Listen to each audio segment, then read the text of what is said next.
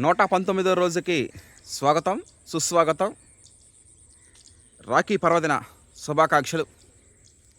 రాఖీ అంటే అన్నా చెల్లెల అనుబంధానికి అది ఒక చిహ్నం. రాఖీ పర్వదిన శుభాకాంక్షలు తెలియజేస్తున్నాం అందరికీ. ఇకపోతే ఈరోజు 3వ రోజు 2 వరి వంగడాల గురించి తెలుసుకోవడం జరుగుతుంది. మొన్న KNM 1638 గురించి తెలుసుకున్నారు. నిన్న RNR 31479 గురించి తెలుసుకున్నారు. ఈరోజు 2 వరి వంగడాల గురించి తెలుసుకుంటారు. ఒకటి KNM 12368, ఇంకొకటి NLR 3648. ఈ 2 వరి వంగడాలు కూడా మనం వేయడం జరిగింది 2024 సంవత్సరంలో మన క్షేత్రంలో. KNM 12368 వంగల వెంకటరెడ్డి అన్నగారు సీడ్ మనకు పంపించడం జరిగింది. సిరిసాపల్లి గ్రామం, హుజూరాబాద్ మండలం, కరీంనగర్ జిల్లా. అక్కడి నుంచి దాదాపు 650 RNR 31479 కూడా అన్నగారే సీడ్ పంపించారు. NLR 3648 వచ్చి కృషి విజ్ఞాన కేంద్రం మేడం సార్ వాళ్ళు, ఆ ఫోటోలు కూడా మనం పెట్టడం జరుగుతుంది. మేడం సార్ వాళ్ళు పంపించారు. హర్ష CVR పద్ధతిలో వరి సాగులో మీరు నెల్లూరు వరి వంగడం వేయండి. ఒక నెల్లూరు జిల్లాలో పుట్టి నెల్లూరు జిల్లాలో పెరిగి నెల్లూరు గడ్డ మీద ఉంటూ నెల్లూరు వరి వంగడం వేయాలని నాకు ఎప్పటి నుంచో ఆశ ఉండేది. అందువల్ల ఒకేసారి 2 వరి వంగడాలు వేయాల్సి వచ్చింది. కష్టమైన ఇష్టంగా భావించి, అంటే వాటిని ఇచ్చిందే తక్కువ, వాటిని మిషన్తో కొయ్యకుండా కొడవలు పెట్టి మనుషుల చేత కొయ్యించేసి ఎండబెట్టి ఆరబెట్టడం జరిగింది NLR 3648 అనే వరి రకాన్ని. ఆ విధంగా ఆ 2 వరి వంగడాలు 2024 సంవత్సరంలో మనం వేయడం జరిగింది మన క్షేత్రంలో. తెలంగాణ సోన ఇటు దగ్గర నవంబర్లో వేస్తుంటాం. ఇంకొక విశేషం ఏంటంటే ఇప్పుడు KNM 12368కి మంచి అసలు శ్రీధర్ సిద్ధి గారు క్రియేట్ చేసినటువంటి వరి వంగడం అది. కోనారంలో వెలువడించిన ప్రతి వరి వంగడం కూడా ఒక సక్సెస్ఫుల్ వరి వంగడాలే. ఆ సార్ని కూడా కలవడం జరిగింది నేను. దాదాపు 800-750 కిలోమీటర్ల అడవుల్లో ఆ ప్రయాణం చేసి ఆ వరి వంగడం క్రియేట్ చేసిన KNM 1638 కూడా ఆ సారే క్రియేట్ చేశారు.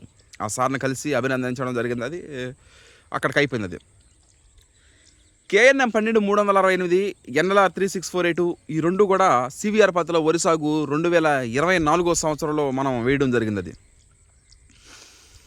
అక్కడికి అయిపోయింది. అది రేపు 2025లో వేసినటువంటి MTU 1426 గోదావరి వరి వంగడం గురించి మనం తెలుసుకోవడం జరుగుతుంది. రేపటి భాగంలో నేను ఫ్లెక్సీ కూడా కొట్టించా. ఏది ఆ 6 వరి వంగడాలు 5 వసంతాల గురించి త్వరలో కాదు 2-3 రోజుల్లోనే దాని గురించి కూడా మీకు తెలియజేయడం జరుగుతుంది. Okay, thank you. అందరికీ నమస్కారం. 119వ రోజుకు చేరుకోవడం జరిగింది. అదే తెలంగాణ సోనగానే అయ్యి ఉంటే రేపే ఉరికోత అయిపోయి ఉండేది. 4 నెలల పంటలు అయితే అప్పుడు అయిపోయింది. రేపే ఉరికోతలో కలవాలి. ఇప్పుడుండే సిచ్యువేషన్ బట్టి ఈ కొంచెం లేట్ ప్రాసెస్ వచ్చింది. అన్ని రకాలు కూడా ఏ రకం పైరైనా కూడా మామూలుగా 120 రావాల్సింది 130కి, 130కి రావాల్సింది 140కి, 140 రావాల్సింది 150కి పోస్ట్ పోన్ జరగడం జరిగింది. అది వాతావరణం, దాని పరిస్థితులు అనుకోవాలని బట్టి ఆ ప్రాంత వారీగా ఉంటుంది. దాని గురించి ఇబ్బంది లేదు, అంతా బాగానే ఉంది సవ్యంగాను. ఇక ఈ రోజు పోతే రాఖీ అంటే రక్షక బంధన అంట. ఈ అన్నా చెల్లెళ్ళు, అక్కా తమ్ముళ్ళు, ఈ విధంగా అలాంటి వారు ఒకవేళ తోడబుట్టిన వాళ్ళు కాకపోయినా అలాంటి వాళ్ళు ఆ బంధాలని ఈరోజు బ్రహ్మాండంగా చూసుకుంటూ అభిమానాలని తెలియజేసుకునేటువంటి ప్రక్రియ. అందరూ బాగుండాలి, ప్రతి ఒక్కరు బాగుండాలని కోరుకుంటూ. Okay, thank you. తెలంగాణ సోన కానీ వేసుంటే రేపు ఉరికోతకి అన్ని సర్వం సిద్ధం చేసేవాళ్ళు. ఉరికోత మిషన్లో తర్వాత మనుషులు, టీం మెంబర్స్ అందరం పట్లు ఎండబెట్టడం, ఆరబెట్టడం పండగలాగా ఉండబాబింది. ఏది ఏమైనా సరే మనకిష్టమైన వరి వంగడాలు కాదు వేయాల్సింది. ప్రకృతికి అనుకూలంగా వాతావరణానికి సిచ్యువేషన్ బట్టి మనం వేసుకోవాలి. మన తుఫాను పడి మిగతా పైర్లు పడిపోయినాయి, మనం పడిపోవాలి. RGL 7034 కాండం దృఢంగా ఉంటుంది, పైరు పడిపోదు కూడా. ఎటువంటి వడగండ్లో తుఫాన్లో వాన వచ్చినా కూడా పైరు పడిపోదు. అందువల్ల మనకిష్టమైన వరి వంగడం కన్నా ప్రకృతికి మమేకంగా ఉండే వరి వంగడం వేసుకోవాలని ఒక యువ రైతుగా నా భావన. ఓకే, ఇది కాండం దృఢంగా ఉంటుంది. RGL 7034 డే 119 119వ రోజు. రేపు 120 రోజుల్లో కలుద్దాం. Watch and enjoy. Thank you all.